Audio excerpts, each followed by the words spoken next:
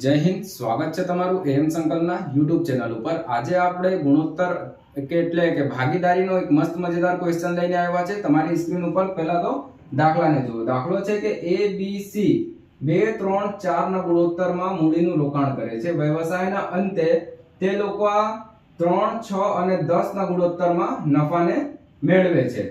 તો તે કેટલા સમયગાળા માટે મૂડીનું રોકાણ કર્યું તેનો ગુણોત્તર આપણથી પૂછ્યો છે। તો પહેલા તો તમારે એ ખબર હોવું જોઈએ કે ભાઈ નફા જે છે એ નફા કોને કહેવાય? જે મૂડી હોય, જે રોકાણ હોય, મૂડીને સમયથી ગુણ દઈએ એટલે આપણને નફો મળશે। આપણથી સમયનો ગુણોત્તર પૂછ્યો છે એટલે કે સમય શું થઈ જાય? અહીંયાથી મૂડી, અહીંયાથી સમય શું થઈ જાય? આપણું નફા ભાગ્યા મૂડી કરી દઈએ એટલે આપણું જે છે એ સમય આવી જશે। તો અહીંયા પહેલા આ લોકોના જે મૂડીનો રોકાણનો ગુણોત્તર આપ્યો છે એ આપણને આપ્યો છે 2 3 અને 4 અને જે નફા છે, નફા કેટલું છે આપણું?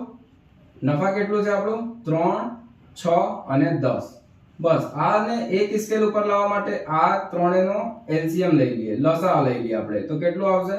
12 આવશે, બરાબર। 12 થી ગુણ દઈએ એટલે કે અહીંયા 12 થી ગુણીએ અહીંયા 2 આવી જાય, અહીંયા 12 થી ગુણીએ અહીંયા 3 આવી જાય અને અહીંયા આપણે 12 10 છે, 12 થી ગુણ દઈએ અને નીચે 4 આવશે। 2 છંગ 12, 3 ચોકા 12 અને 4 તારી 12, 6 તારી 18, 4 છંગ 24 અને 10 તા 30। હવે કપાય તો 3 થી જાય, 3 છંગ 18, 3 8 24 અને 10।